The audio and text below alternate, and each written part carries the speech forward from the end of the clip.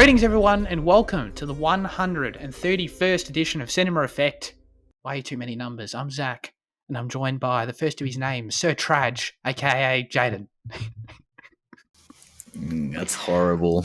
I know you hate it so much. Yeah. I know. I love that you hate it, And we've also got Sir Liam Targaryen, but really, look at him. We all know he's a strong bastard. AKA Fitzy, AKA Liam. Good morning. Hello. Good morning. All right, ladies and gentlemen, this is Cinema Effect, the podcast where we usually review and talk about a different movie every single Monday. Before we get started, before we transition, I feel really bad. Andy didn't say anything, but I feel really bad because I totally missed his Ocean's 8 review last week that he wrote in. So I'm going to just read it now for the record. And it's a good one anyway. So Andy wrote in for his Ocean's 8 review and said, no way that some bloke who directed The Hunger Games would meet the quality and style of Soderbergh, but Ocean's 8 is actually a quiet, a passable film, very watchable.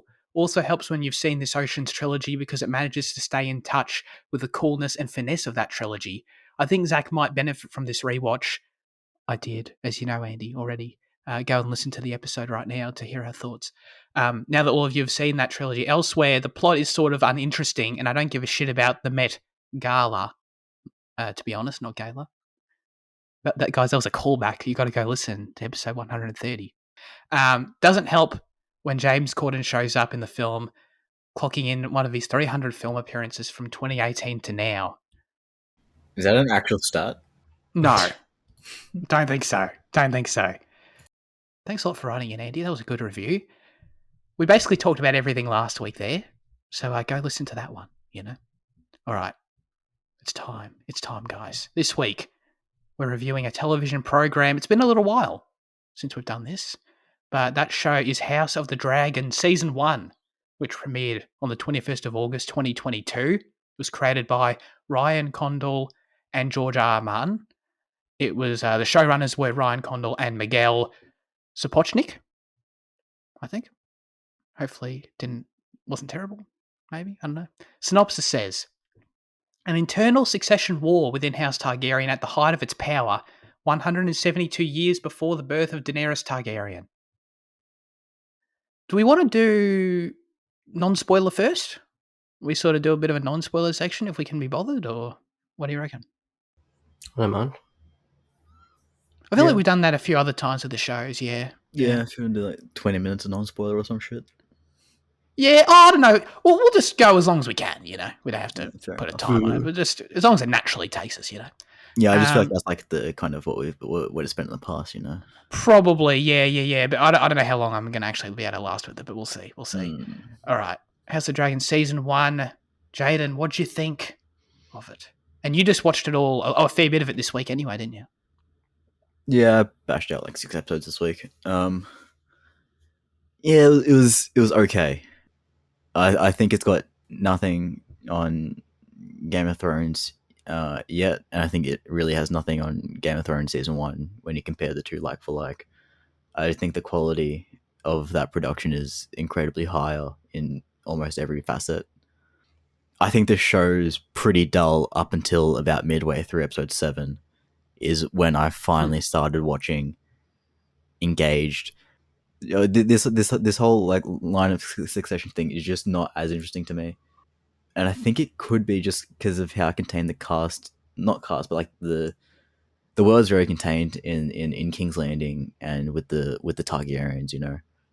We get glimpses of Dragonstone and whatnot, but like it very much is a King's Landing centric show. Yeah. Whereas I think like the beauty of Game of Thrones is flying around between there and Winterfell and the Wall, and then later seasons between here and there and Pentos and Essos and fucking the Great Plains and whatever the fuck. I should have my map open so I can refer to places. Yeah. But yeah, I think it does. I think there is a decent upturn in quality at the latter half of at the end of the season, not even the whole lot. Okay. Like at the end of the season, Okay. Interesting. You guys everyone here is going to be shocked at what my thoughts are. Season 8's number 1 defender over here, but I don't know. The show overall for me, it carries all of the strengths from the original show: George's world building, amazing production design, compelling character conflicts, the best acting you'll see on TV, And as much as I love sort of the larger action sequences, which it does quite well, and Game of Thrones did significantly better even, like nothing beats for me. I think that's why I really liked it, because I totally agree, like it's smaller location wise and scale wise, I think. No, I don't know if scale is the right word, but it's definitely more focused location wise for sure. King's Landing is the main setting of this show. Um, and I love that because for me, like nothing beats a scene in a small council chamber or a scene in the halls of King's Landing. Like that's why I fell in love with this world in the first place. Just all those sort of political scenes and characters talking and stuff. Like I eat that shit up, So the show just delivered in spades for me in that department. So yeah, no, I thought it was a terrific first season. Really, really enjoyed it. It kept me engaged week to week. Yeah, yeah. Fitzy, what about you? Yeah, I thought it was pretty great overall. First episode was like an all-time high. It was like returning to Game of Thrones, because you had just great like a great foundation, and it was just hype. Ending with like the Song of Ice and Fire theme. That was, I think I watched the episode twice. That was a good time. But then I think the show did like dip a little bit until like halfway through, and then like once you got to like the children, I think it became good. Because then you got like a clear two sides with like multiple characters on each side, that allowed for more like complex like relationships and stuff. Especially when like the cousins and the fact that they're all cousins and sisters and brothers came into it.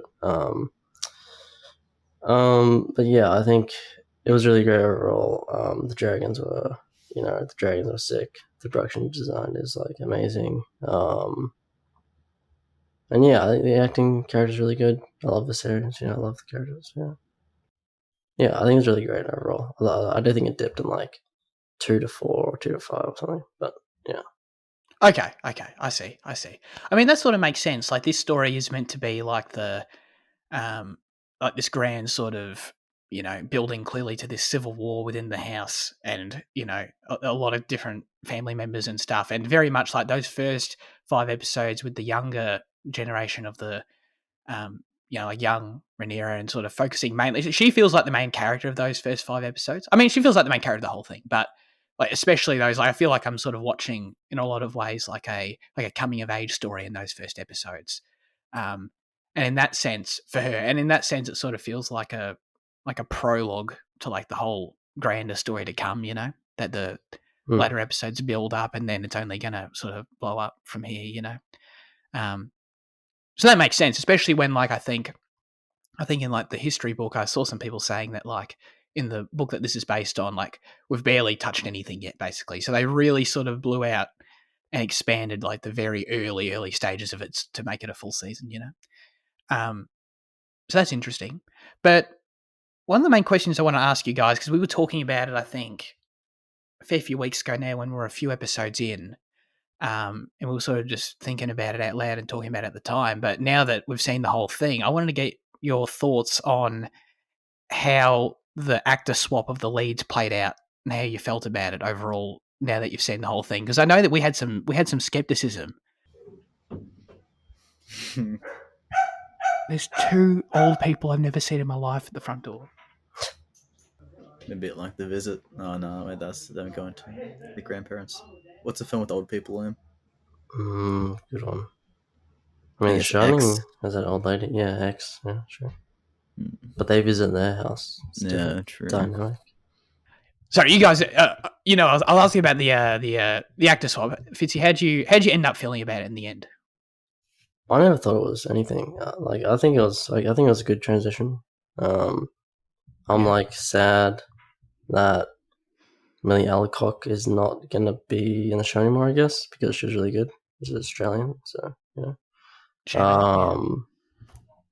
But the other actor is really good. So Emma Darcy for Rhaenyra. So yeah, it's fine.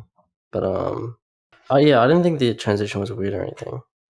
I guess like some actors, like most of the actors stay the same, and some I guess the children all change, but I thought it wasn't jarring. I guess is the main thing. Yeah, it wasn't jarring. Sure. Okay. Okay. How about you, Jane? Because I know we were talking about like we were going to miss. I think in the lead up to it, the Millie and who plays young Allison. It's her name's Emily escaping me. Carey. Emily Carey. Thank you. Yeah, yeah, yeah. Because we were talking about we are going to miss them. So, but how would you feel? Did you feel it end up sort of being worth it or justify as a choice? You know. Well, the only reason I was keen on them continuing was because of the relationship they kind of established in the first episode. I don't know, I like that kind of childhood friendship they had. But then as soon as like they kind of, had their little tiff and they split apart, I was like, no, I don't really care about them anymore. Um, Mm. but I still would have liked to see those characters more. I guess those actors more. I guess, but I think later in the season it probably was more important. Yeah, I think the recast was probably the good choice because I think especially if you look at Olivia Cook in like the last episodes where she just seems tired and she does just seem a bit weathered. Like she doesn't look much older than Emily Carey, but like I think it does add that little bit of I don't know effect. Emma Darcy's recasting though makes sense a ton though because she does look like a more mature Millie and no yeah no it does I still think it's not 100% effective because we didn't get to know, you're recasting these characters 5 episodes in when we've hardly got to know them really, or attached to them rather. Like they've actually done quite a bit to get to know them. But yeah, no, I think it was alright. Sure. Yeah, yeah. For me, I mean, I couldn't agree more. Like, I really Millie was fantastic and Emily was fantastic as well. So like I was like the thought of losing them, like I feel like I was getting attached to their performances as the characters. So like the thought of losing them as it was approaching and the impending, you knew it was coming. So I was like, yeah, I don't know how I feel about that. But then I thought it totally worked and it totally was an effective choice. I thought, especially when where the story goes and how these characters become obviously much more mature with age and so much shit happens to them like by the end of the season that like I just don't know if I ever could have possibly bought as good as she was like Millie as like 37-year-old mother of five Rhaenyra, you know what I mean? Yeah. Or like marrying Damon for political strategy Rhaenyra. Like that is a character that just evolved so much by that time that I think getting the old actress in was like pretty much necessary. So no, I was really happy with that overall. They're all terrific. They're all terrific. All the performances, and we can. I'll probably better to break down the characters in spoilers, to be honest. Um, but yeah, like I thought Olivia Cook was awesome, and that's exactly what she was by the end. By the way, like she was tired and like clearly politically savvy and clearly motivated, but still had a lot of humanity in her as well. So that was a very layered performance. I thought she was absolutely awesome in it. Not surprisingly at all. This is already harder than I thought. But what else can we do without spoilers? Well, I think we can generally talk about. I remember like when my dad was watching it, he was because he watched it earlier than I did just because I fell behind. But he was saying how like in Game of Thrones, like the shit looked amazing, whereas this it looks like it was filmed in the field just near our house because it's and Oh, okay. I agree. Like I do not think the show looks as impressive in any way. I think the dragon CGI is quite wank at times. I think the close-ups of the dragons are good, but like anything like with a long shot of them flying or some shit looks shit. I think a lot of the long shots of the cities, and like I think they looked underdeveloped, like the cities. I think the countryside they go to, like in episode 3, when they go to the countryside a bit, Yeah. it just does not look good. It doesn't look good in my opinion at all. Okay. And that bridge they love using as well. Oh, at the front of Dragonstone. Yeah, it just it never sits well with me when they're there. They go back to it a few times just to rub it Yeah. in. That when they went back to it in episode 10. Yeah. They're like, oh, Jen's gonna love this. Yeah. But like yeah, even like the streets of like Flea Bottom, they just don't feel lived in as good as the original production of the other show. How do you guys feel about that though? Interesting. I don't agree. I know what you mean though. Like there were definitely maybe it's just like I do view it very much as it's TV at the end of the day. It definitely there were some like CG establishing shots that weren't amazing for sure. But overall, I don't know. Like, I didn't really feel that about the city. I thought was still great. I think they still shot a lot of that flea bottom stuff in Spain, like they did the original show. So I know all that stuff was okay for me. I totally agree though on the my main issue with the CG. I thought the dragons were pretty on par with the original show, and I had no issue with them distance wise and when they're flying or anything like that. But there was definitely like not an issue, but like visually, every time they do a close up of a character on the back of the dragon, like when they clearly just in a warehouse somewhere, like on one of those like rigs that are meant to simulate a dragon. Like every time that they do that, that's when like okay, that's just the pretty bad green screen shot to be honest. But so those ones stood out to me. Yeah, no, I mostly was pretty happy overall. Yeah, yeah, and that dude, I thought that. By the way, I thought that CGI elk in episode 3 was pretty cool. You know, talking about fully created CG animals. Yeah, yeah, yeah. How did you feel about it, Fitzy? I think it's like overall slightly worse than Game of Thrones, but I still think it's like really amazing. If that makes sense. Oh yeah, okay, I think okay. the dragons are. I think the dragons are like some of the best dragons, like ever like kind of created. I think they put a lot of like the budget into the dragons. I think they're usually pretty great. And there's always going to be some amount of awkwardness with like filming the back of a dragon or something, or someone on a dragon. Mm-hmm. But I think overall they look pretty like incredible and just believable. But it doesn't feel as alive as Game of Thrones, I guess. Like it's a bit darker, I guess, like visually darker, and that maybe contributes like to the lack of like variety in production design, I guess. But which makes it look like a cheaper show if there's less variety in like colors. Yeah, good point. But overall, I still think the production design is just really great. Obviously, not Game of Thrones level, but yeah. Okay. Yeah. I mean, yeah, all the sets are just next level. Like every time we're in one of the rooms or the King's Landing, like bedrooms or anything like that, it's just next level. Or of course the throne room as well. But yeah, I mean, oh dude, I friggin' love the dragon designs. Huge shout out to the dragon designs. I never really cared about Dany's dragons. I thought it was cool. Like to me, the dragons were just cool that she had them. That she had the fact she has dragons were cool. You know, that's basically it though. Like, I didn't care about the dragons themselves. They're all just reskins of each other. You know. So for this show to come in, and I think it was like clearly one of the main intentions that everyone had involved in the the design department, the art department, and stuff, and they nailed it. Was to make each dragon clearly distinct, have a unique design, and you look at the dragon, you know exactly which dragon it is, or who's, if you don't remember the name, you know whose dragon it is. You know, dude, I'll never friggin' forget that. Like Vagar, the huge and like the biggest one you've ever seen, being the dude with the eye patch, like his dragon, like that is just synonymous in my brain now. You know, Jane, what were you going to say? I disagree. Wow. Okay. Yeah, I agree with that last point about Vega because he's fucking massive. But it's insane. Like all the other, maybe Matt Smith's because of like the really long neck as well. But I loved him. Yeah, that's Caraxes. I loved him. Yeah, he's. But great. like the rest of them just blend together. Like I couldn't have told you little guys from Millie's at all. Yeah. Well, we never really saw him until like the end. You know. Yeah, but I like you could have told me that was the same dragon as Millie's from the start, and I'd be like, oh yeah. Oh, okay. Yeah, okay. Fair enough. Oh, don't worry. We'll talk about that tiny dragon. You know. Yeah, interesting. I know. I disagree. I think all the colors were great, and I loved how they all sounded different as well. I love the sound design on them. Caraxes' dragon roar was disturbing. It was cool. People keep on mentioning the colors of the dragon, but like, am I fucking like screen settings wrong that they all just looked like a washed out, like red, orange, like gray, like all of them? No. Well, like Vagar was like a dark green, and Caraxes was red, and was Millie's green? He was like a darker green. I thought he was like a pretty dark green, and then like a swamp green, and I thought Rhaenyra's was like a.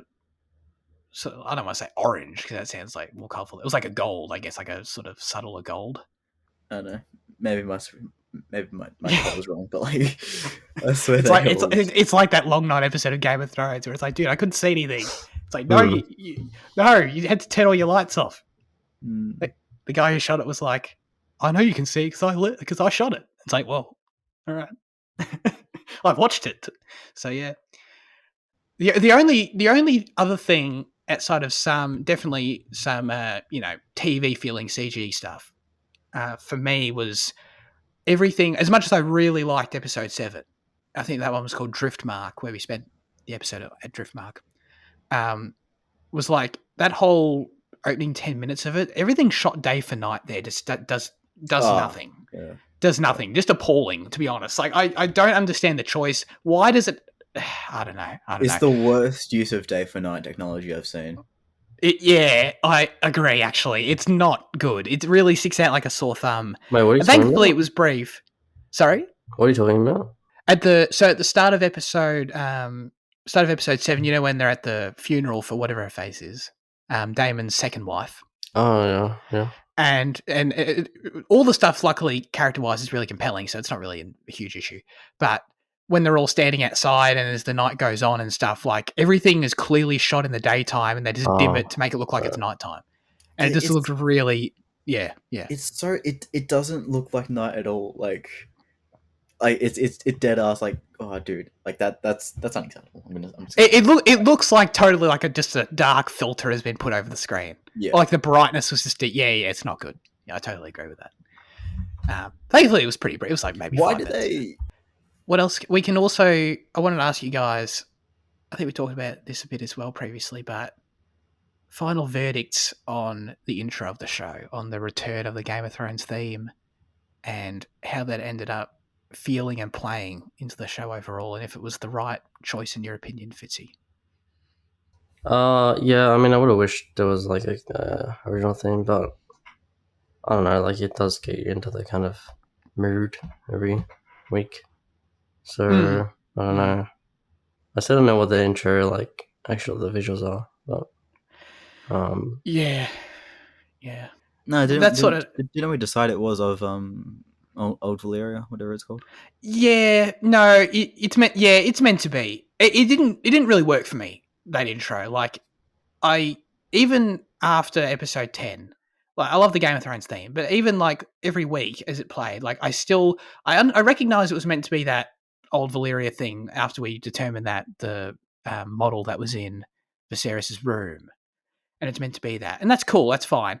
But like tonally, it just didn't work. Like I didn't really. I guess it's going for this idea of this, this long family history and lineage is filled with betrayal and blood, like all the and and violence and all that sort of thing. I think that's what it's trying to convey with like the old Valyria and the blood through the streets and stuff. Just tonally, this felt off to me. Like I still didn't really entirely understand like what it was trying to. That's only speculation of what it was trying to convey.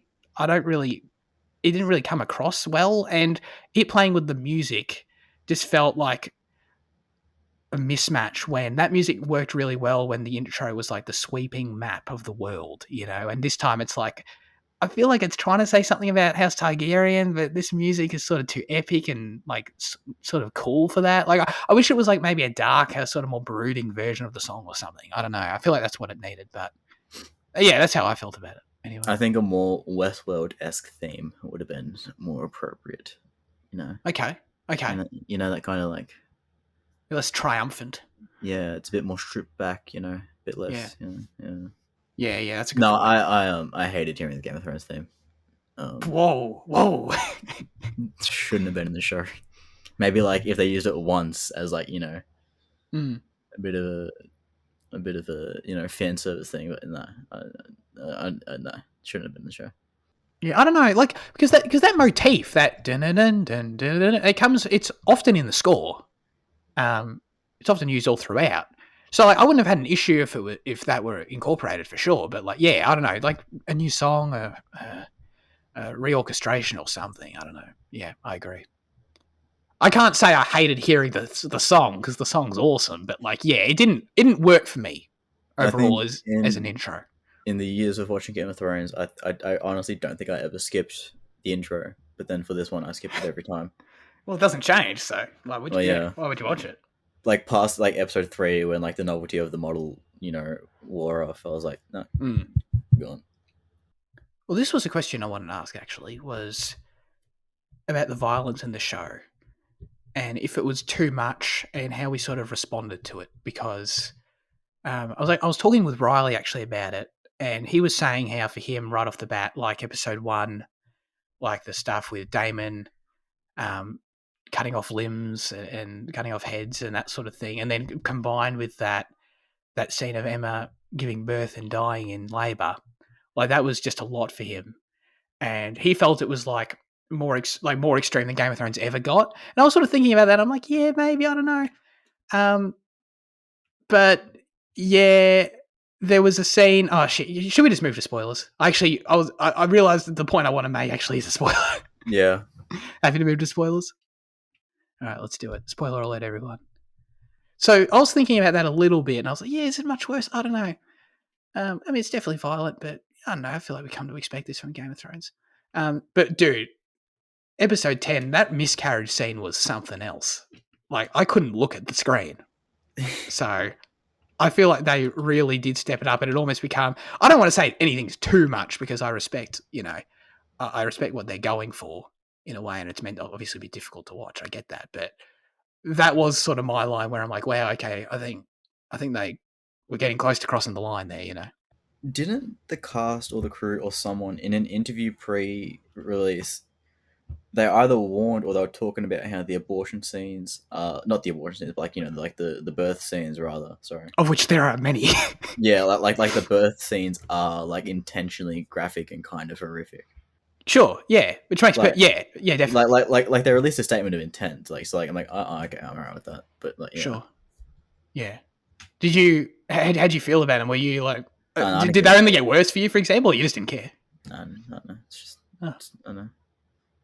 Damn. Desensitized. Nice. Yeah. You know what I've seen. Oh yeah, I sure do. Yeah, I mean, I didn't even remember that until you brought it up though. I mean, yeah. I guess it was pretty gruesome, yeah. I was trying to think about what the purpose of that scene was, actually. And the only thing I could think of is that I felt like it might have added, and it'll probably be even more beneficial moving forward considering it happened right at the end, but like it added some sort of abstract, like, burden that Rhaenyra has to carry that's sort of equivalent to her mother, or that she sort of survived what her mother didn't. And that's sort of all I could really think of. It adds something, I think, darker to the character. But yeah, that's what I was thinking. Did she say that the one who? Did she wait? Which one of her kids was Aegon, and which one was Viserys? Was the child Aegon, or was the child Viserys?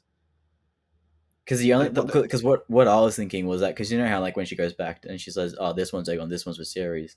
The only thing I was thinking was that they have to kill off Aegon, because otherwise the king's words of I want Aegon to be king, which Olivia Cook already misinterprets, could have then been applied to her child. Oh.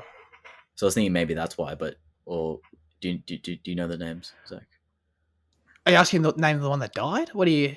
So she's got the 2 bastards, right? Yes. And then she's got the other bastard, the really young one. But then she's also got, and then she's pregnant, right? So there's meant to be 4 kids, right? And then when she goes back to King's Landing, some years later in episode 8 probably, she when she's talking to Viserys, she's like, this one's Aegon and this one's Viserys. Was Aegon the one still in the stomach, and was that why they had to? No, Aegon's born for sure. Oh, okay.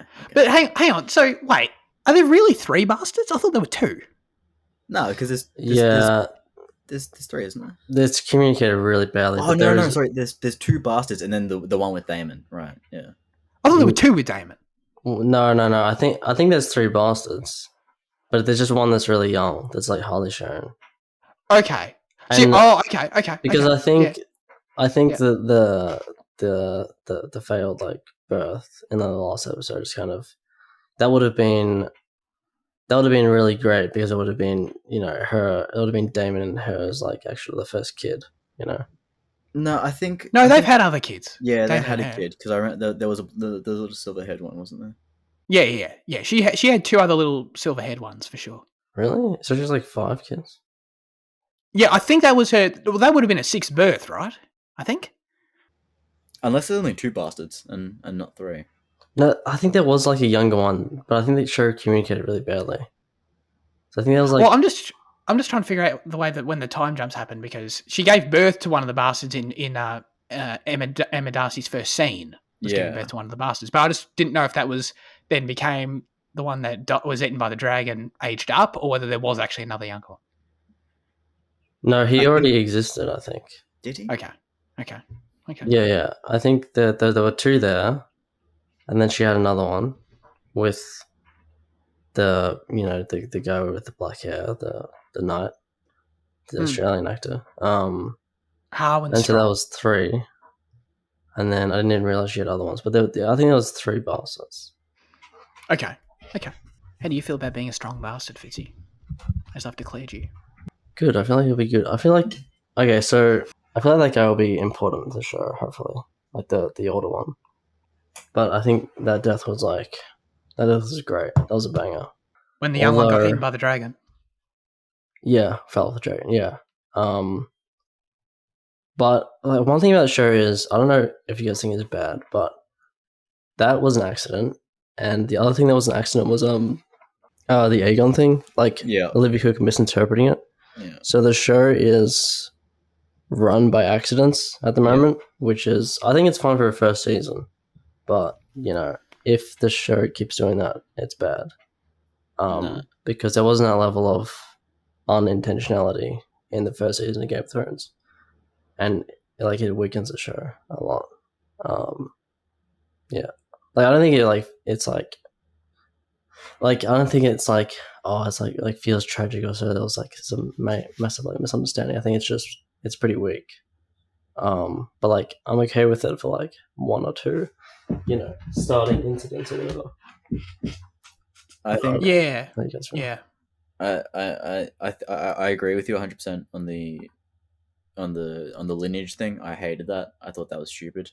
But I'm okay with the dragon thing because that kind of comes as a, I don't know. Power thing, I don't know. Because the dragon thing's kind of playing into like one of the shows like philosophies or whatever with the dragons. Like you can't control the dragons. Yeah. But yeah, like when someone like misinterprets a word, and that's like a starting incident that is like pretty bad, like pretty annoying. It's not even that it was a misinterpretation. Like he just thought he was speaking to fucking Rhaenyra as well. Oh like, they're both misinterpreted. Yeah. And like at no point did she even like, I mean obviously I guess for her it's hard, but as the audience we're all like, how can she not realize she's not talking about him, but yeah, that was annoying. So I think I must have missed something in that scene that you guys are getting from it. So in that final scene with Viserys in his deathbed, he's talking to Alicent, thinking he's talking to Rhaenyra. Mm-hmm. Does he actually say that he wants Aegon to be king? Does he actually say that? He talks about he's talking about the vision, right? And he's talking about it's true. I believe it is true. Whatever, Aegon's meant to be king, or like Aegon is to be. Aegon's dream was true, is what he's saying. Yeah, right? or something like that. And I think she took it as like he's the true born or something shit like that. Oh, okay. You think? Oh, okay. I didn't read it that way. So that she's actually literally misinterpreted what he's saying for thinking that he actually was saying that. Yeah, but he was saying that. She has no clue about like the king's prophecy that gets passed down. No. Like, okay. You can only assume. Right. Okay. That's interesting. I didn't read it. I read it as I got all that, but I read it as like she understood in the end that. She understood in the end that he was meant to be speaking to Rhaenyra, and she lied about that. She didn't understand that. There's definitely a misinterpretation. I thought, okay, I'll have to rewatch it. Okay, that's interesting. Yeah, so I can see that being a weird thing. Yeah. Because then later in that next episode, I loved episode 9.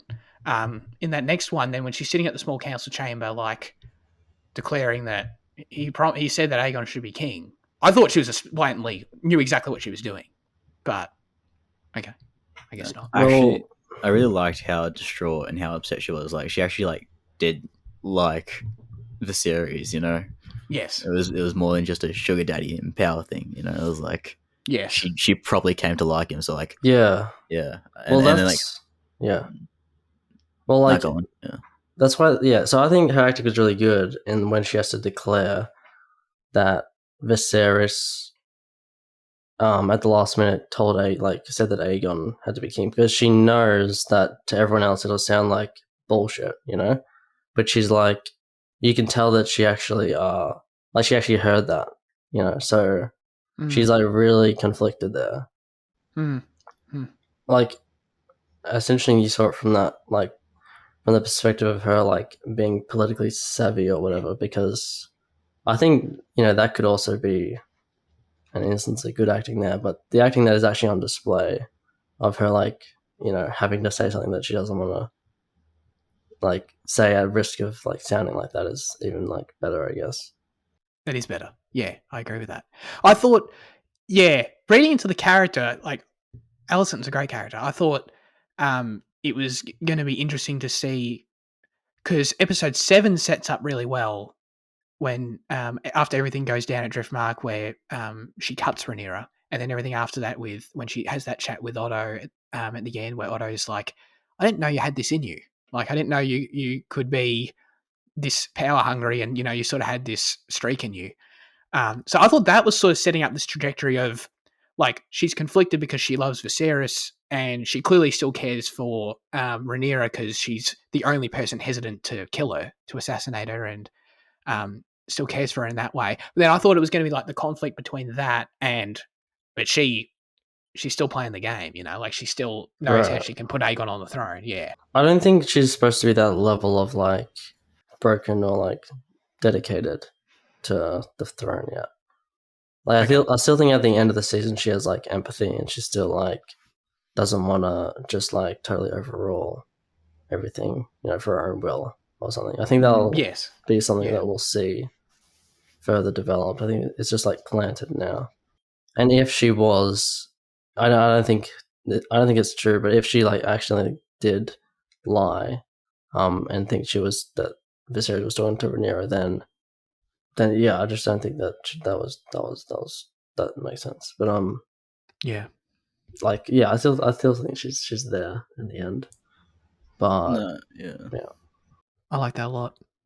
I thought it was really cool how then Rhaenyra in episode 10 acknowledges that. Well, she's also when Alicent tries to reach out to her with the letter or whatever it was, and she's also sort of hesitates. They're both on their respective sides. They're the only ones hesitating. Yeah, that's what because of their like. Bond. Yeah, but I like that they kind of, because I think from episode 2 onwards, they kind of portrayed Alicent as a bit more vindictive, I guess, and, like, I don't know, manipulative. So I like how they kind of saved the character in that episode. 8 interaction, like at the table, and they kind of show that, like, yes, and she still, yeah, and so, like, yeah, I like it. Yeah, so she wants her to stay. Yeah, that was nice. Yeah, for sure. But now it's all a bit gone dick long, fucked up. Yeah, absolutely, and that all happens when really Viserys dying. Not surprisingly, don't know. I mean, it was pretty obvious he was going to die. Like, he was dying literally the whole season. Every time he popped up again in the next episode after, like, another 10-year time jump, me and Dad were like, "Wait, he's still alive? Like, how is he still here? He's been dying for 50 years." But dude, Paddy Considine as his character, like, he blew me away. I thought he was the standout of the show, and I look forward to seeing how the other cast members evolve. But, like, he was even better, in my opinion, than, like, Sean Bean in season 1 of Game of Thrones. Like, he had a more lasting impact, I think, as his character. And seeing him, like, he was, at the end of the day, this peaceful king who did a pretty solid job and, reigned for years, and not much to complain about with him. And he was just this guy who, like, really cared about his family and was sort of broken over his first wife's death, and, like, all this sort of relatable stuff. And, oh my God, there's a raven out there. It's crazy. Game of Thrones raven. That's crazy. And, like, but how he deals with that throughout the season, like, he has that awesome scene with his the strong, I don't know his first name, the second hand of the king who was the strong. Otto. No, that's Hightower. Yeah, the second strong guy.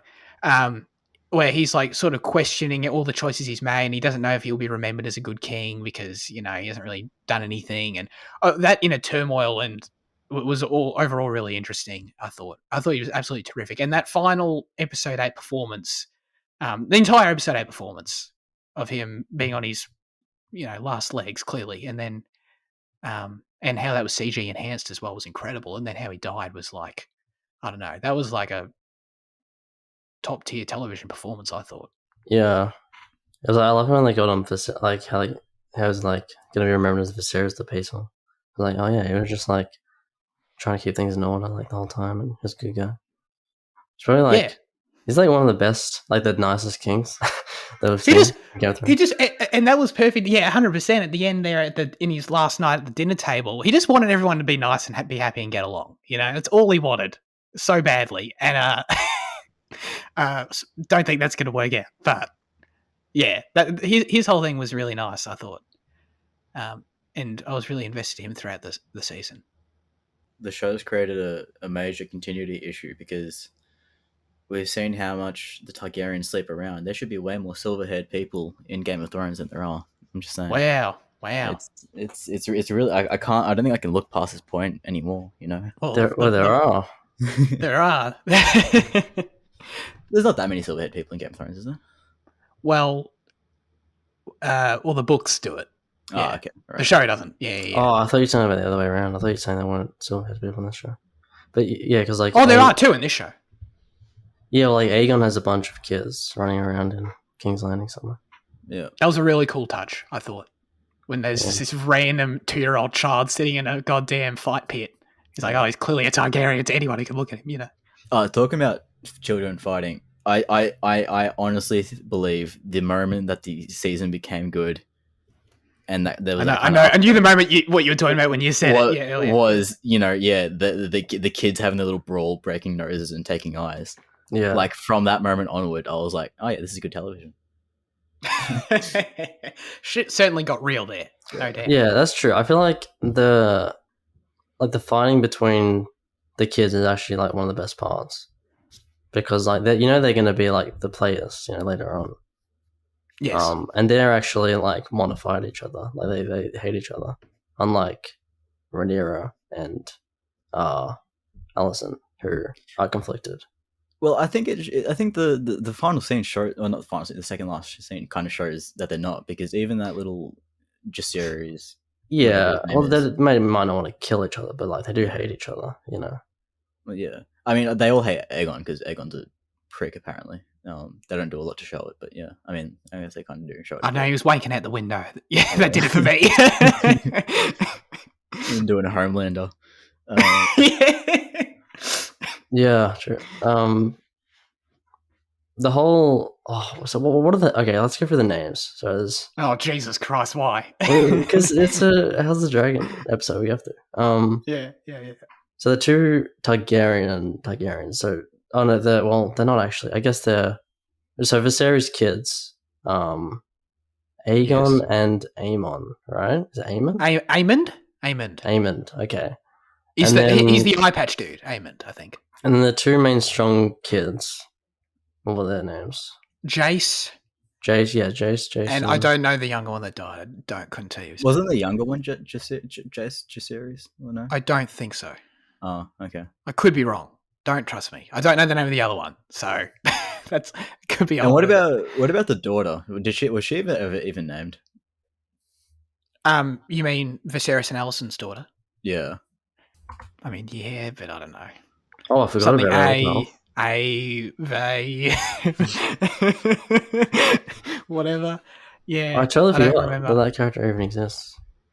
She gives she very much gives what's the one from Game of Thrones? Micella? Cersei's daughter. Yeah. She gives those kind of vibes. Just kind of forgotten, because the boys take priority. Yeah, sexism. Yeah, 100%. 100%. She'll get married off to Dawn soon. Yeah, I remembered all these actors because a lot of them are, which was really weird by the way for me. A lot of them are from The Last Kingdom. A lot of these kids actors. That's how I remember them. I'm like, oh yeah, that's you from The Last Kingdom. Gotcha. Happened every time. Wait, I really want to know the name of the kid though. The younger kid that died. Yeah. Let's look I'll up hit the goddamn encyclopedia of. Oh, but are you gonna see spoilers though? Yeah, I don't want to. Yeah, sure. He's already dead. If you just stick with him, you might be okay. I'll just go to IMDb and look at the Yeah, that's a good idea. That's a good cast idea. list.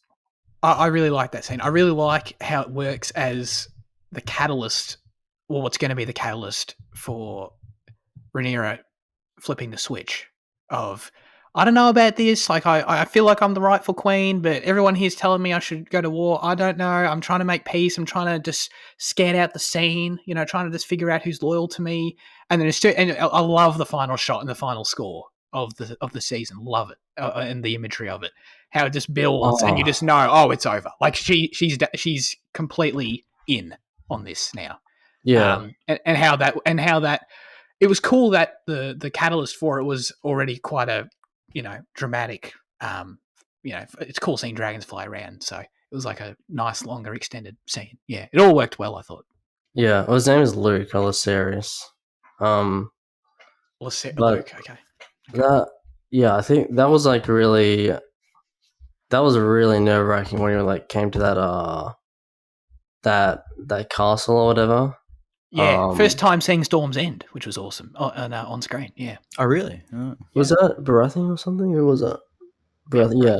Bro- But yeah, like that like him, Aemond like staring at him like in the castle, like just him being there with the massive dragon in the back. That was like, Oh, that was so nerve wracking. When I was that like, when that when that dragon popped up as he's walking in, I was like, what is this creature we've never seen before? Is there just another mythical, massive creature that just lives? just how huge the dragon was. Yeah, and then oh fuck, man. Yeah.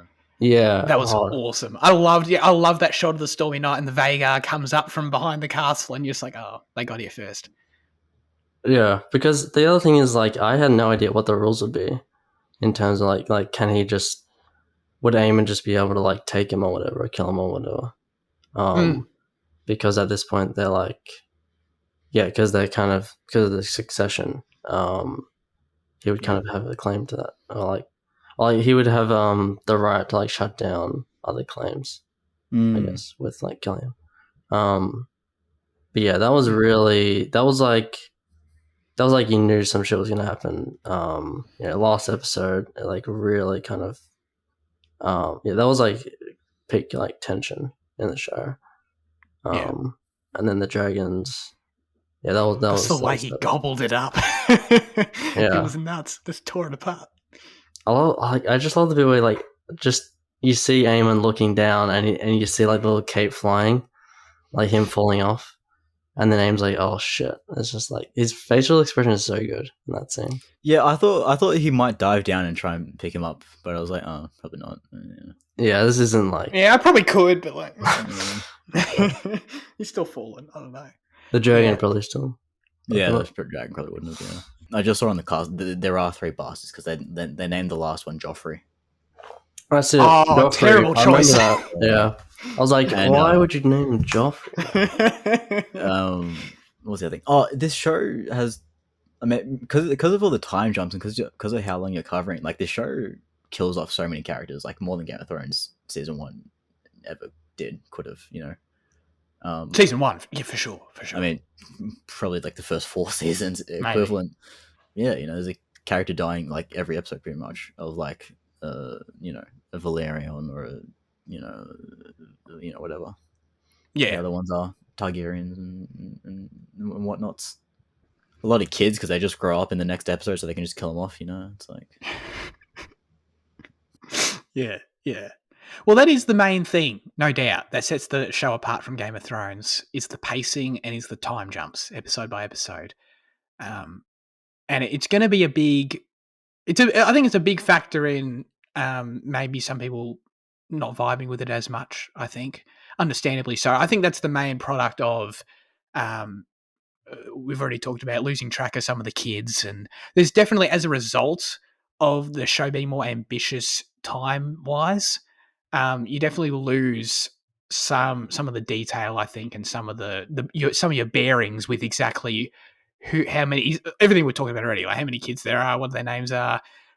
Wasn't there one earlier, but are they aged up yet, or is it just the other one? So that it's sort of just a different vibe, and it definitely took me a few episodes to get used to.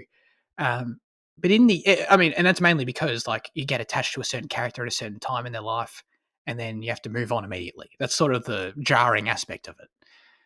But in the end, I think I grew to it was an adjustment, but in the end, I think I grew to like it for it being different.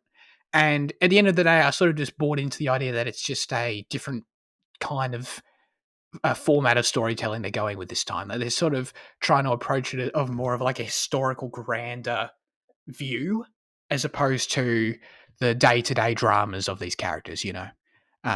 So as soon as I was able to accept it, I was okay with it. Yeah. How long do they plan on continuing this? Like, do they plan on covering up until Robert's Rebellion? I highly doubt it.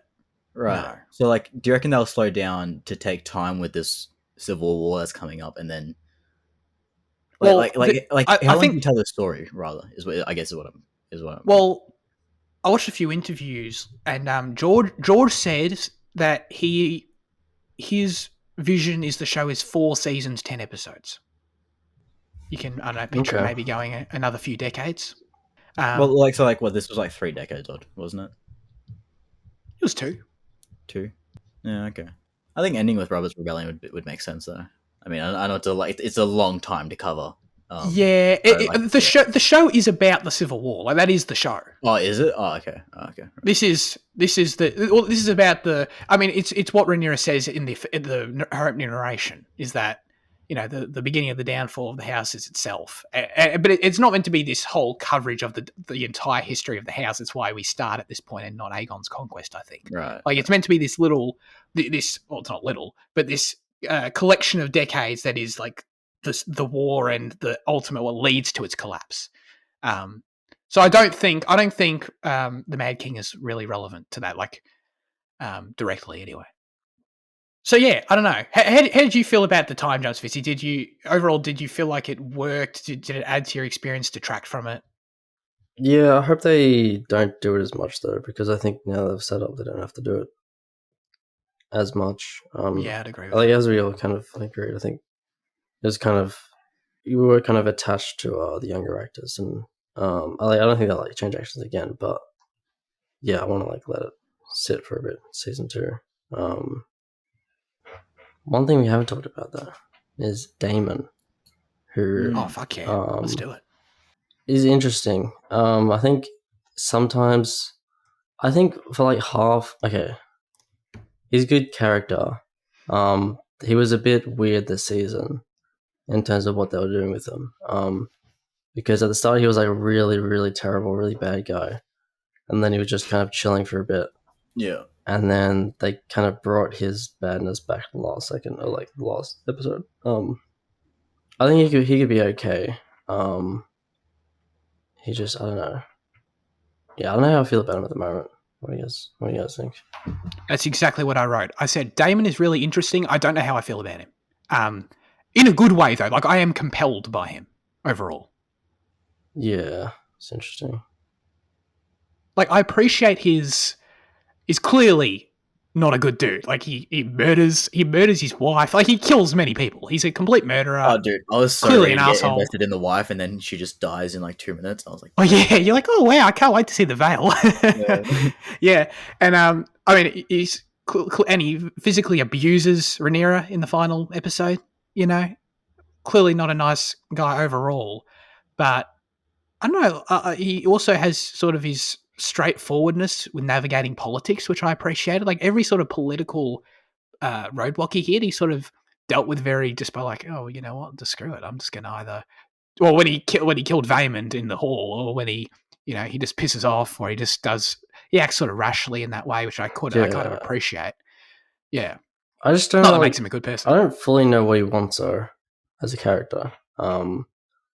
Because I think that he had an option to kind of try to go. I think like at the start he wanted the Iron Throne, they didn't. And then didn't care, but now he kind of does. I think he's like motivated by just anger, I guess, because now that,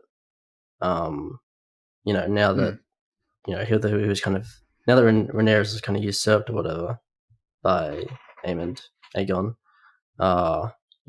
he's got that mad. He's mad. He's motivated. Which is kind of good. I guess it kind of makes sense. He just wants to kill things, wants to be angry. Yeah. Yeah, I mean, I don't think he really wants anything, to be honest. Like, I think that's sort of revealed when there's that. I think it's episode 6 when he's over in Pentos with his wife and his kids, and he's just like, "I'm just happy to stay here and just like make some money and just chill, do nothing." Yeah, I think that's contradictory though to his character, because I think he's like the opposite kind of. Like maybe he was like trying to convince himself that he was like that, but I don't know. Oh, really? Okay, you read it. Okay. Well, I feel like he's always like going off on conquest and stuff. Like his introduction is kind of. Well, his introduction is like Kingsguard at King's Landing or whatever, but his other, like in episode 2 or 3 or whatever, he goes off to the Stepstones and he like fights the crab eater or whatever the fuck. So he feels like he likes going off on adventures and like conquering things and that kind of thing. Yeah, he likes like war and shit. He just likes battle. He likes the thrill of it, which I think kind of is contradictory with what we get in Pentos, whereas like he's just a chill dude. He just wants to Okay. Actually, I think it makes a little bit of sense because in that episode he was like, he would like the transaction of like using the dragon to like probably kill people with it or like defend the city or whatever. So I think he just generally like likes violence. It's this kind of thing. Like I don't think he's like peaceful in that way, but he is either way. He's like kind of straightforward. He doesn't like politics or doesn't like politics. Doesn't like fluffing around this. Yeah. No. I think that's a good point. I think he's a passionate dude who just. Yeah, he just wants to do shit, I guess. I don't know. Like, every sort of thing he does, though, in terms of when he goes to the war in the Stepstones, and when he ends up obviously marrying and campaigning for Rhaenyra, like, these things sort of fall into his lap. Like, he sort of gets... He gets basically courted by Lord Corlys to come to the Stepstones and fight that war with him. And Rhaenyra proposes the marriage to him and suggests this. So I feel like he's sort of just... He's someone who's passionate, violent, but sort of lacks ambition, but is also sort of just happy to. I think he likes people appealing to his ego and wanting him to be involved and wants to have a role and have an impact on things. But I don't know. It's interesting. I feel like I'm sort of talking in circles a little bit, but that's sort of how the character feels sometimes. Yeah, he's impulsive. I think he like it's. He very much is just a fuck around and find out type character to like. You just nailed it, like everything we're trying to say. And so I genuinely just think he's just trying to like. You talk about like things falling into his lap, and I think like he is just happy with what falls into his lap, and he tries to make the most of it. That's why like I don't see Pentos as him lying to himself or as him trying to be someone he's not. It's just that this is what is going on for him at the moment, and he's just trying to figure out what he can do with it. Like it just doesn't. Like I don't think it's contradictory. I just think that that's him. Is just like he seems ambitious at first, but I think that's quickly done away when he kind of matures with the war. Fighting the crab feeder for like 6 years or whatever it is. Yeah, that's so like I think he is just kind of after that. Like we still do see him like kill his wife and whatever in the Vale, and but like that kind of ambition for the throne and that kind of it's. I don't know. He does just seem kind of content with, I don't know. Yeah. Well, yeah, he's the rogue prince. That's what he is. Like this is sort of, maybe that sums it up. But yeah, Matt Smith was. I don't know. Is it worth saying? He was great. It was great. It was awesome. Loved him. Great character. Great, compelling. I thought on screen. Yeah, I don't know. We'll see. He still doesn't make total sense to me, but we'll see. Okay. Yeah, no, that's fair enough. I understand. I'm not going to lie and say it makes sense. So, yeah. I'm not saying it makes sense either, but I'm in for it. I'm in for it. We talked about Viserys. We talked about Alicent. Shout out to Rhaenys. She was a badass. Liked her a lot. Oh, yeah, that was a very good character. Mirrored like Rhaenyra very well. I'm surprised they weren't like total besties the whole show because they're like the same character. Yeah, no, exactly. Well, that's what's compelling is that they're sort of put in the same position and with different outcomes, but then like Rhaenys sort of can't put aside that she thinks Rhaenyra killed her son, No, I mean she did. Well, she didn't, but Well, what do you mean she did? She literally conspired with Matt Smith to. Yeah, to get him off and let him sail off to get in a boat and row off into the sunset. No, they can. No, they. No, I swear. Like she says that my husband has to die. Yeah. Well, Yeah. he has to go, and then the final shot of episode 7, you see him and he's rowing off over the narrow sea. He's going to live his life with his partner, with his that, Oh yeah, he that rose guy. off with the guy that was like, It was a trick. that killed him. Yeah. And Did that happen? Yeah. What the fuck? What? Yeah, okay, so no, okay. You obviously missed that. That's all good. That's all good. That's all good. We've all missed something, like, so Yeah, far. 100%. This is what we gotta talk about. Bro, the body was burnt in the fire. What? No, it was a fake body. That's yeah. So there's that awkward sort of moment in that. I like that whole sequence overall when they're like setting up that they're killing the son, but it's a subversion because Damon like kills a random guard in the hallway who they then throw in the fire and make it look like, because the body's burnt. It's like, oh look, it's our son, but it's not. He pisses off. Holy shit. When Rhaenyra says, "I swear I did not kill your son," she's telling the truth. I'm sad you missed that, Jaden, because when they revealed that in the boat, that was so epic. That was probably like one of the best like reveals of the season, I reckon.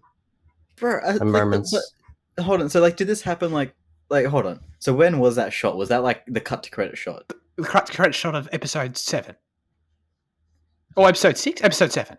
I feel like I remember that, but I feel like it was just the guy rowing off. I don't remember. He'd shaved his head, so like you might not have recognized him immediately. Like it was because he had the blonde hair going before, but he'd shaved his head. Oh shit. Well, okay. Yeah. What was that guy's name? Like the Rhaenyra's husband. Laenor, right? Laenor? I think that's right. Laenor? I think you're right. Laenor. I think that's right. Yeah. He had 3 actors, right? Because he had the child, then he had like the teenager during the war, and then he was like the adult one, right? There were definitely 2. I don't remember the child one. I swear the one in episode 1 is different to the one in 2 and 3. Yeah. That's nuts, man. Him. Okay, so like him, Sir Kristen, and Don't talk about him. Like, there's just so many like great secondary characters. Like, and there's that fucking that foot spy guy. Oh yeah, I hate that. I hate that guy too much. Like, yeah, I feel like the show. Like, I just hate him too much. He's such a shit stirrer and an instigator, and like they're trying to set him up too much to be like the next like Baelish Varys crossover. I think they're trying to force it a bit. Baelish? No, he's clearly worse than them. Like, yeah, definitely. Like, I was rooting for Littlefinger, and I was always interested by Varys. I'm not. This guy sucks. He's like those two, and then with a bit of Jack and Hagar as well. Maybe. Yeah. Because he does the murdering stuff. Yeah. I reckon Hagar's like not an evil character though. He's kind of amoral. I don't know. Yeah. Well, he's religiously motivated. Well, I don't know if that's like the best way to put it. Yeah. True. Yeah, that's totally true. Fitzy, I just got to say before we go to any more characters, I was so impressed with how quickly the show built out a lot of side characters, with the Kingsguard, the Maesters, the spies. The whole spies thing is another thing that feels underexplored so far, but hopefully we get more into it, like with Damon's, like the chick who ran the whorehouse. That was sort of, I didn't really know how to feel about that, but like every single side character, I was like had a great personality. I thought, like, even when like the perfect example, like, didn't realize I'd ever care, but when the Lord Commander of the King's Guard resigned in episode 9, I was going to bring great moment. Yeah, great moment. Dude, I swear that guy is like, was he in Game of Thrones? I don't know. He just has such a recognizable like Game of Thrones. No, I've definitely seen him around. Yeah, I don't know in what though. Yeah, but I mean, you think, he was already a knight in Game of Thrones, right? But yeah, I guess not. Oh, dude, I loved Christian until he became an utter arsehole. So that was it. But like Otto's like not a side character. He's like a main character, but he's like really good as well. Well, he's like top build now, isn't he? That Paddy's day. Yeah. Oh, Reese. What's his name? Reese. If I don't know how to say his name. Iphans. Reese Iphans. Yeah, I thought it was dude. I feel like they look similar. Reese and like I would get them confused. Reese and Paddy Considine. Oh. Yeah. You reckon? Like the actors for sure. Nah, he's got like a beard and short hair though. No, I reckon Reese, like, if you, I reckon Reese is a bit more wrinkly than Paddy. I don't know. They got the same build, the same Count the age. wrinkles, guys. Oh no, but dude, shout out to Otto for sure. He's great. He's like, I loved the performance, and I feel like he's got this element of like it's so obvious the whole time to anyone else, like just looking at his face, that he's like clearly trying to manipulate the situation to his advantage all the time, and you can just see it on his face. But like he always has this layer of or this veil of like someone who's really just trying to be a loyal servant, because there's never a scene where he just blatantly comes out or he blatantly admits what he's trying to do. So there's always this aura about him where it's like, I can see in your face that you're clearly very ambitious and know exactly what you want and you're playing the game here, but like part of you sort of buys into his scheme because it's never quite. Yeah, he doesn't seem malicious at all. Well, even exactly. His own daughter at the end, with like the whole brooming Aegon thing, like that was. Well, yeah, he pimps out his own daughter from the very start of the show. Oh yeah, that was funny as fuck, yeah. But that's the perfect example. Like he pimps out his daughter. We know we can see it blatantly for what it is, but it doesn't feel like terrible. Yeah, he's sort of just like, he doesn't have anything sort of evil in the performance, or like this guy is really terrible of a person. Yeah, it's weird. Kristen Cole equals scumbag. Yeah, what a wanker. Yeah, what the hell? It's so good, nice, and then it started so strong. Damn. It's funny that Kristen Cole is like really like he has like really black hair, but he's on like the Targaryen side, and he's like fighting the Strongs. Oh yeah, that's just funny. Yeah. What the hell happened with those two brothers? That was so weird. That was so confusing. I feel like that was kind of rushed over. You know, the two brothers of the Kingsguard, and one like went one side and one went the other, whatever. Oh, 100% agree with you. Yes. Allison was like, hi, like Aemon, and like I don't know what his name was. And he was said, it Patrick? One of them was Patrick, I think. And then he said, I'm ill, because there's like an E and an I or something. Their names. Yeah. It's like Aaron and Euron or something. It's like, I'm not Euron, I'm Aaron. And then okay, right. They like had some conflict when they were fighting Aegon, and then they split or whatever. Now they're on different sides. Different sides? What? Yes, I think that was the intention. That like that one of them didn't came agree to Dragonstone with each other. Yeah, they like totally disagreed with the more like the philosophy of Otto or something, and then they just split from there. Well, I thought the one that was the protector of Aegon was just telling his brother, of all the shit that he did, and like I thought he was just like talking to him as a brother and just been like, yeah, look how bad he is. Let's both leave. Did they? Because I thought they both ended up at Dragonstone. No. Nah. I think only the one went. I think. Yeah, well, one went at the end, and he was like, "Oh, I'm gonna be your simp. I'm gonna like, I'm like loyal to this. I'm loyal to Rhaenyra." But the other one, so there was like that scene in King's Landing in the Fleabone or whatever, where they looked at each other from across from the stairs or whatever. Yes, when they're capturing Aegon. Yeah, and they were like, okay, this is like a separation moment. Yeah, I totally agree with you. I'm glad you brought it up, actually, because the show did suffer from a handful of awkward moments, in my opinion. That was my main one, where it was like, it was just jumbled, and like we were only introduced to the characters, I feel like 10 minutes earlier or something, and I couldn't follow, like I didn't even really comprehend at that point like that they were brothers, and I was meant to understand that, and then already by the time they'd already fallen apart, that scene at the stairs was awkward and not really well shot, and I was just like, I was jumbled with it. It's confusing for like 10 different reasons. Like one is that they're like they're twins, right? And it's like Euron. Didn't even know that. You're telling me this now. Okay. Like, they look the same. Are they twins? I don't know. Yeah, I think they're identical, aren't they? I think they are. Yeah. I think it might be the same actor. But it's like it's intentionally confusing with like the Aaron, Aaron, whatever the hell the name is. They're the same name but with a different letter at the start.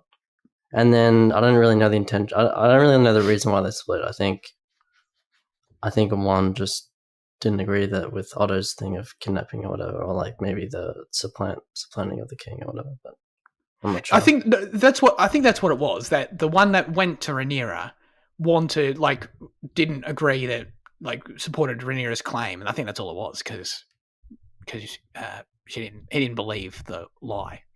Yeah, I think so. Yeah. But yeah, I couldn't agree more. That was weird. I assume these two are going to become more significant in later seasons, and it'll make a bit more sense. But it did feel a bit like a rushed in sort of inclusion. It was weird. Yeah, there were a handful of awkward moments. Like there was that, and also like I thought the whole scene, as much as I loved episode 10, like the whole scene where Rhaenyra makes her kids swear on the book was weird to me. Like you're actually gonna stand out here with this, Lord Sir, bring out this big book and swear to me that everything's gonna be fine. Basically, I swear to you, mother. Okay, you're fucked. You know, it's like it was just sort of a bit. It was a bit on the nose for me. What did you guys think of the dragon scene with Rhaenys at the coming out of the bottom of the sept? Yeah. I mean, she got a lot of innocence for like no reason. That's very true, actually. No, I loved episode 8. I loved. Sorry, that was episode 9.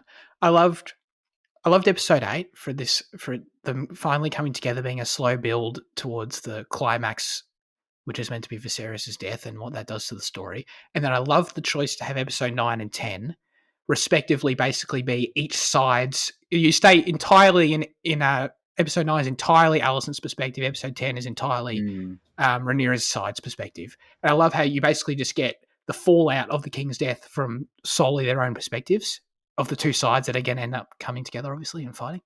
So I loved that as a choice, first of all. And I just really enjoyed episode 9, the whole journey to try and get Aegon. But basically the whole episode from start to finish was about, guys, we need to get Aegon to be seen as a legitimate king now. And the sort of desperate scramble for everyone to be able to get in there, and his own reservations about it. He was hiding and all that sort of shit. And I thought the scene where the coronation of him standing in front of everyone was actually really good, because in that moment, because we just watched the whole episode, we knew how shaky the foundations of this were. We knew how he didn't want to be there 5 minutes ago.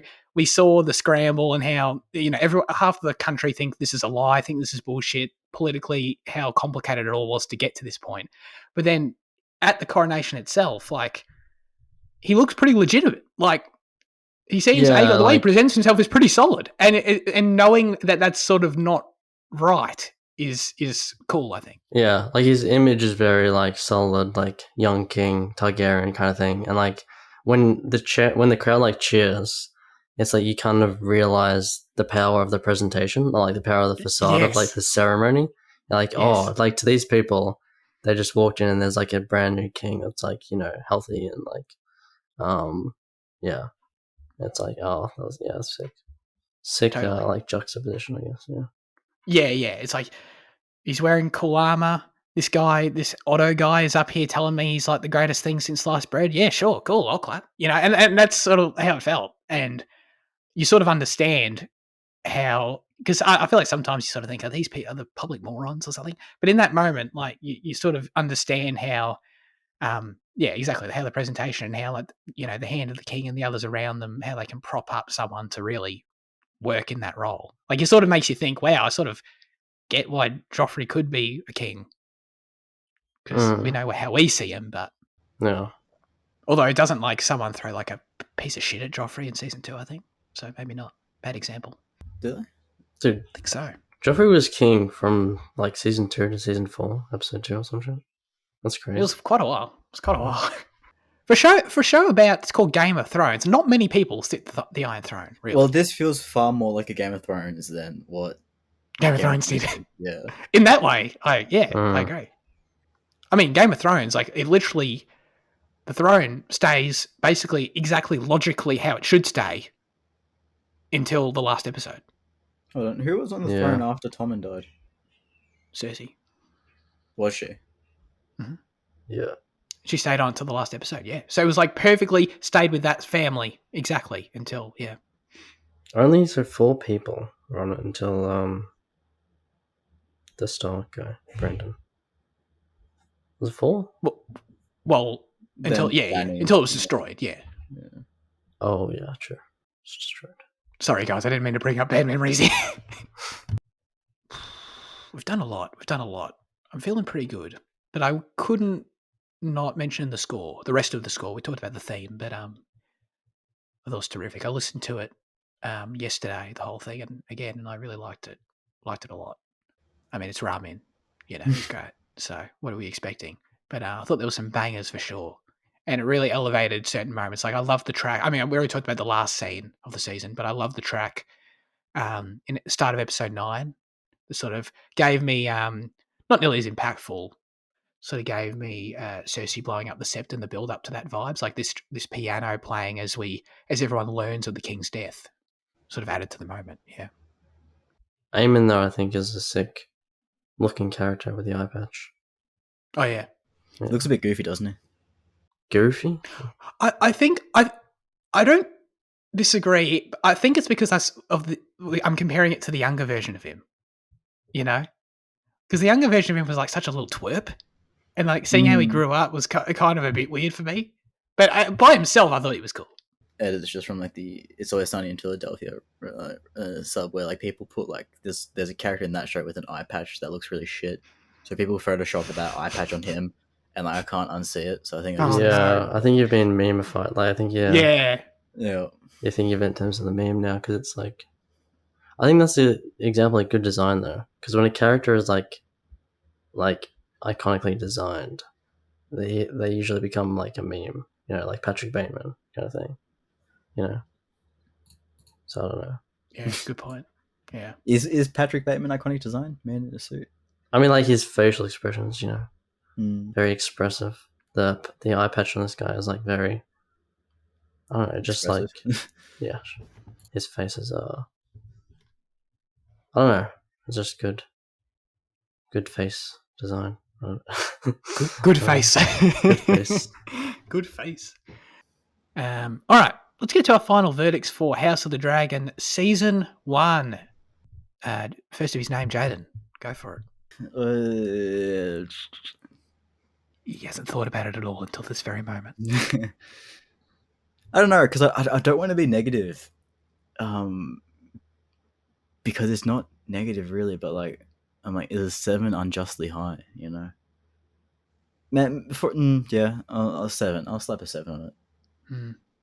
Only because of those last few episodes and the first episode, I'd say. Okay. It's a strong 8 for me. Really, really thought it was great. Really enjoyed it. Can't wait for more. But I think we have to wait till 2024. So. What? Oh, I was going to ask that. Is it going to be a season per year thing or a year? No, I don't think so. Yeah. But hey, I also just really enjoyed. I mean, we talked about it ad nauseum on the show, but I really enjoyed having 10 weeks of solid hour television to watch. I'm sick of all this goddamn Marvel bullshit. 6 episode, 30 minutes, dude. That shit can go die in a hole. Okay. So yeah. Anyway, thought it was great. Fitzy. I'll give it a 9 out of 10. I just I think it's we're underrating just how good it is by comparing to Game of Thrones, and it is a really just solid show. Great characters, great looking sets, great conflict, and I think it's only going to be better and better to watch every week. So yeah, 9 out of 10. Yes, very good, very good. I was also very engaged week to week. I was excited for every episode.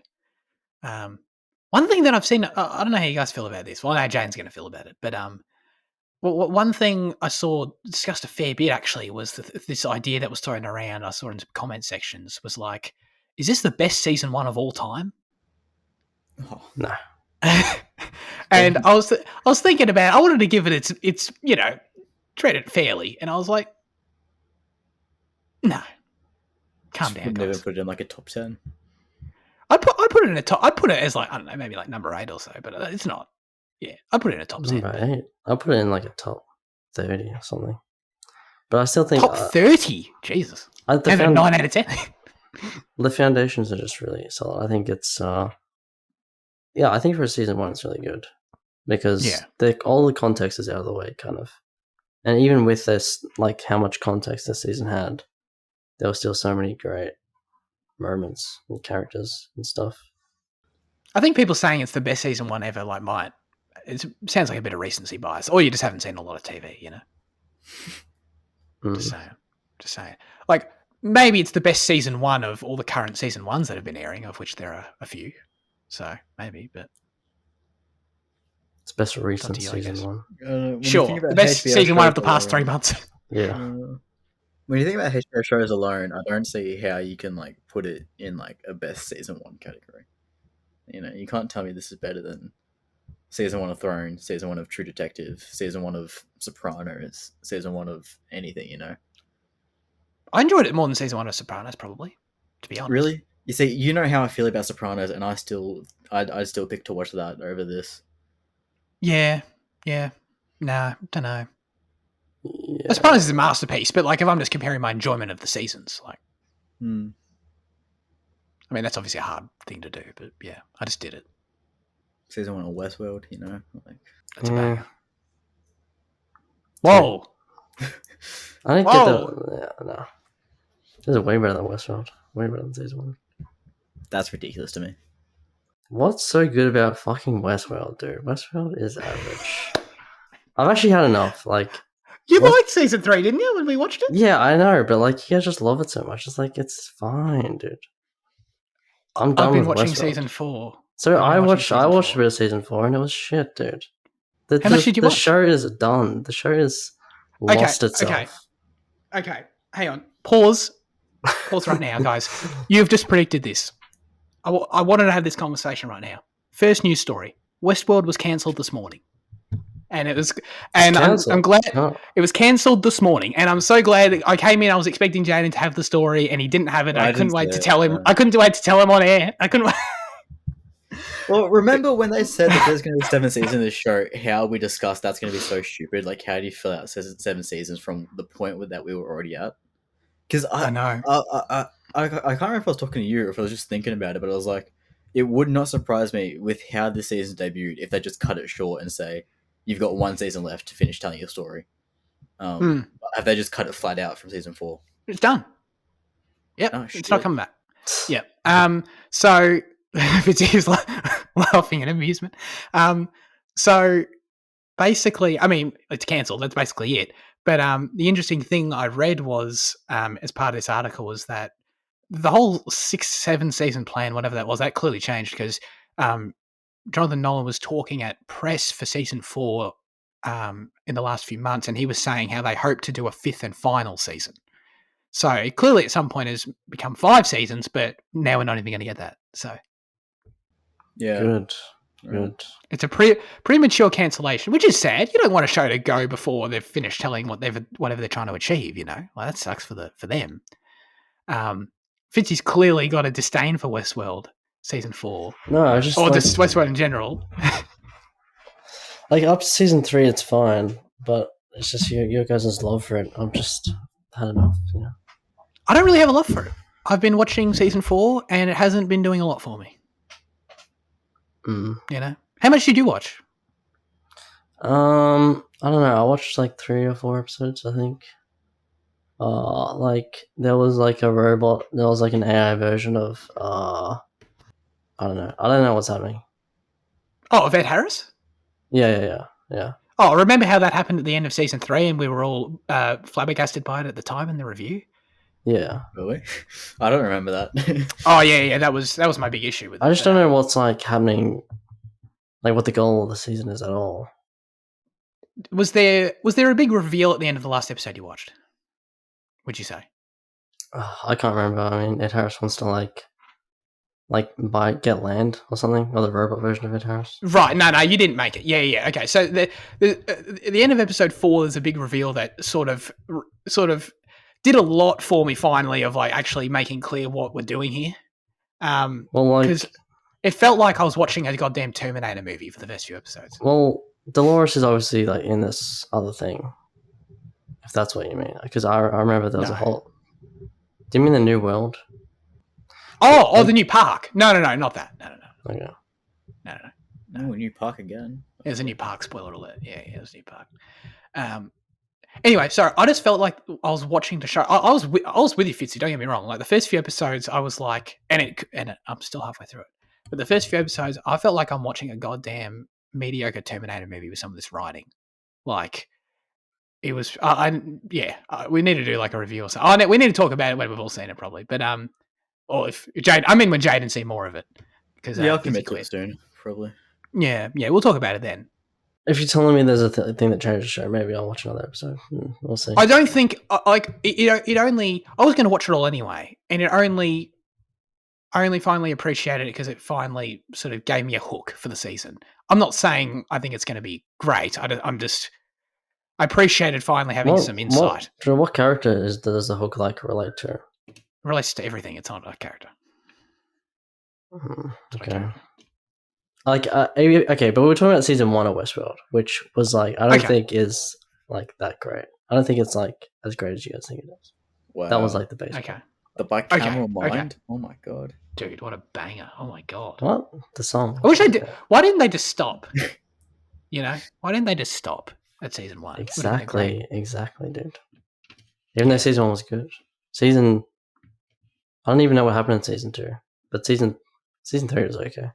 Season 2 had that banging orchestral version of Heart-Shaped Box.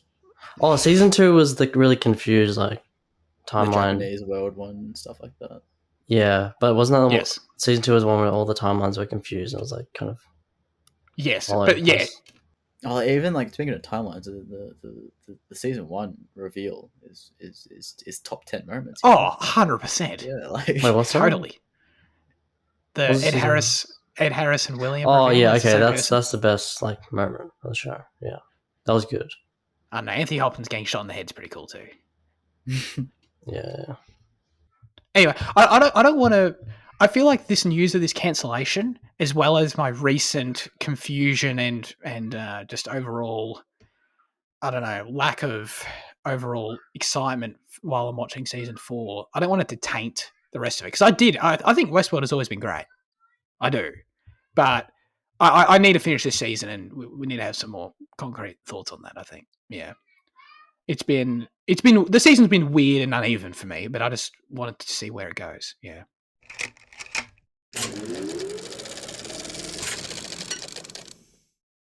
Now comes the segment where we hand the show over to you with our question of the show. Last week we asked you, who is the best dragon in fiction? Obviously in fiction. Obviously. Not in House of the Dragon. The answer would be Caraxes for that. But no, Luke I just says... meant like not... I meant like not in IRL is what I meant. Oh, I'm sorry. Yeah. I don't know. I had to say in fiction after I jumbled the House of the Dragon thing last week. Yeah, but Luke said, the dragon from Aragon and the dragon from Merlin. Any thoughts out there? Any familiarity with these two? I never read the book, but I did like the movie a lot when I was younger, so I do appreciate the Aragon dragon. Okay. Those aren't my children, by the way. Oh, yeah, they're mine. Sorry. Oh, yeah, are they? Oh, shit. Yeah, I thought probably like just behind Liam's door. I was like... I took up the hobby as well. Okay. I've never seen Aragon. Is that any good? Never experienced it. Absolutely fucking not.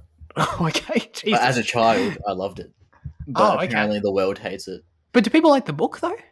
Like, is it a bad adaptation or is it just bad full stop? It's a horrible adaptation, and I've always understood it that people love the books all the way through. But apparently, I've seen some recent discourse saying that it falls apart some way through the series, or even halfway or something like that. Okay, damn. I just could never take it seriously because it's this dragon with the D changed to an E. It's like, really? Is that how creative we're getting here, guys? Well, Aragon is the name of the boy, not the dragon, as well. The dragon's called like never knew that. Serena or some shit. Oh, okay. Oh, well, that helps it just slightly, maybe. But you like Merlin, don't you, Fitzy? Yeah, but I don't want to give away my answer yet. Oh, shit, sorry. You're right. Aiden said, not a direct answer, but the dragons in Hot D are so good. Yeah, Jaden. And John Hurt's dragon from Merlin is an excellent answer as well. So John Hurt plays the dragon. Very good. Okay, revealing a bit more here. Andy said, not the best, but my favourite dragon in fiction is Sparky from Mike the Knight, a show I used to remember watching when I was in primary school.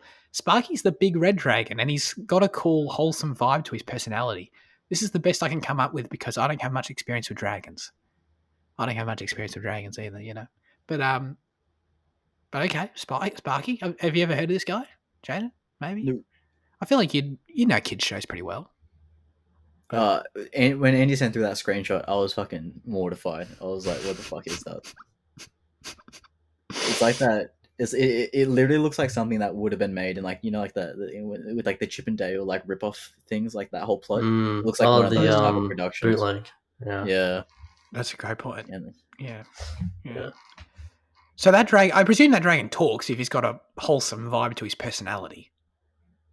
So, okay. Yeah. Does the dragon from Aragon talk? She does. I can't remember if she only talks to Aragon though, but she definitely does talk. But I think she might only be able to communicate with the boy. Gotcha. And the dragon from Merlin, it's John Hurt, so it obviously talks. All right, Fitzy, tell us about It's the just dragon. John Hurt doing fucking mocap and nothing else.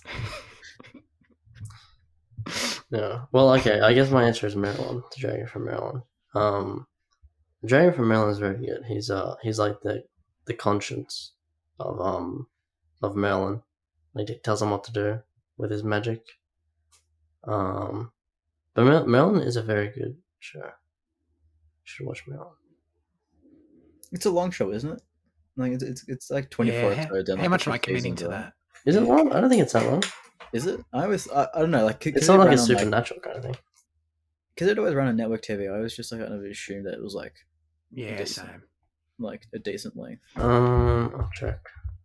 And can we also show this dragon some respect? Like, what's its name? You know? Oh, I looked it up. It was Kilgara. Kilgara. Yeah.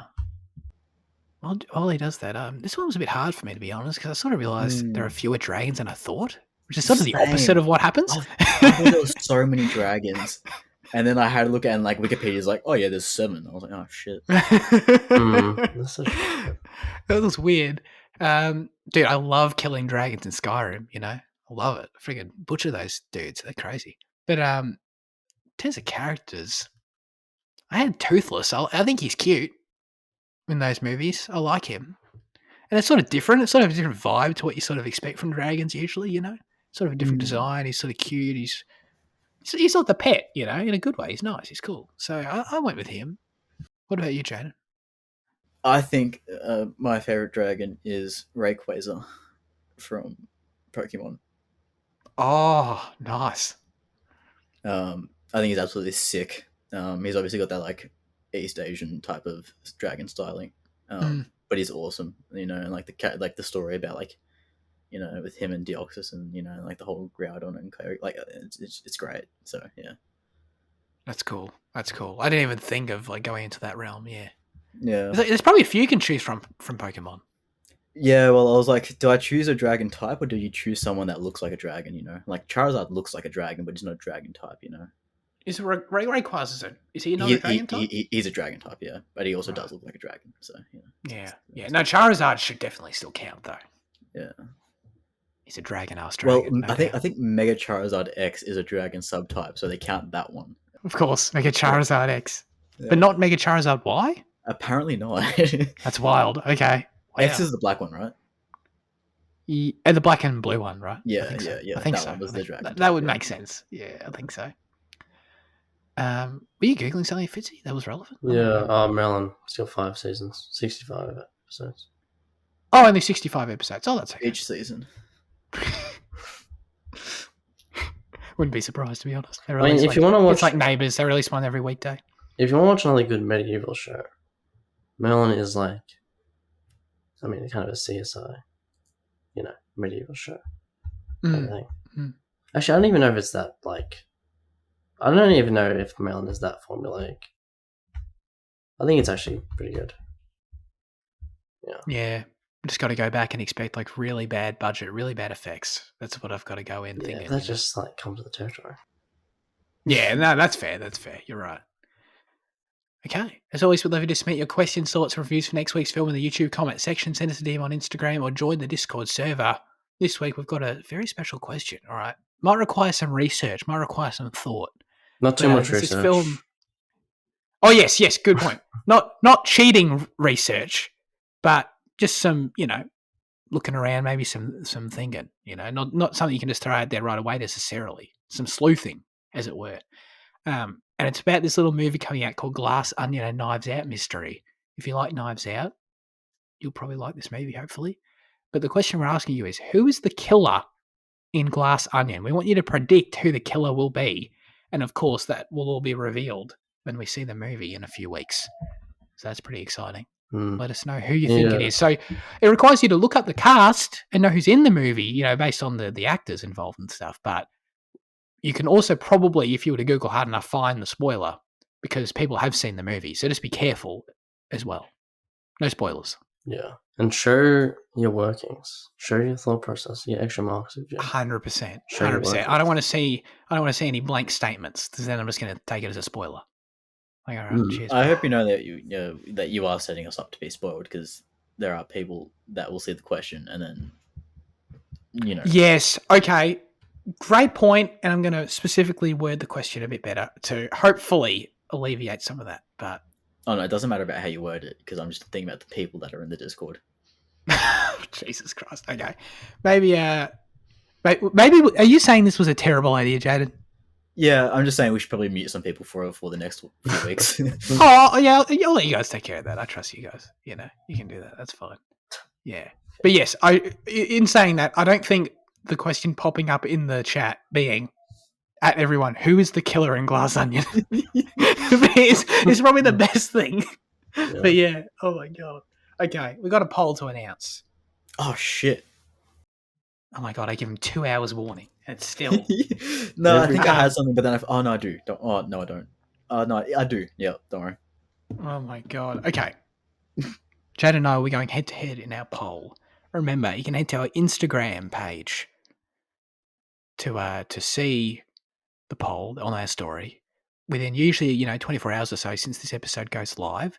So go and vote on the film you would like us to review in a fortnight's time. Now, I didn't really appreciate. Was it you last time, Fitzy? Someone recently abused their power by making me say it first and then chose as a result of what I said. No, I didn't really do like that. Pretty sure you did, but that's okay. I forgave you many weeks ago. Jane, should I stall or should I just say it or what? Yeah, What's you going say on? it. No, you go for it. But you've chosen, right? Yeah. Cool. All right, definitely believe you. I'll be nominating the film Captain Phillips, directed by Mr. Greengrass, right? Oh, okay. Isn't that right? Yeah, sure. What do you boo me for? Because Tom Tom Hanks. Tom Hanks, yeah. Oh, okay. Shouldn't it be Jaden booing? Tom Hanks can be a bit annoying sometimes. But... Oh, okay. Yeah. Really He's America's granddad, or whatever they call him. What do I call him? America's dad? America's dad? America's great uncle. I don't know. Okay, Jaden, what's going on? I feel like I should change my thing now just to make sure. Nah, absolutely not. No? Alright, I'm giving a big shout out to my personal friend, Paul W.S. Anderson. And, Jesus, no. I'm putting forward Event Horizon, which is one of his first features. Oh, wait, did you watch it recently, Liam, actually? No. No? Okay. Alright, sorry. I don't want to make you rewatch anything within the last 3 months, so you know. But yeah, Event Horizon on Stan, Paul W.S. Anderson. This is a war between quality filmmakers and lack thereof, So it's going to be tough. But hopefully we'll pull out the W, Damn. All right. That's it for this week's episode. Thanks everyone who wrote in. And thanks everyone for listening as always, of course. Fitzy, what are we doing next week? We're doing another new film. It's called Intergalactic. It's an animated film on Netflix. It's got Kid Cudi. It's about it's kind of a romance, I guess. It's just a nice romance animation film. It kind of looks like the animation from Spider-Verse.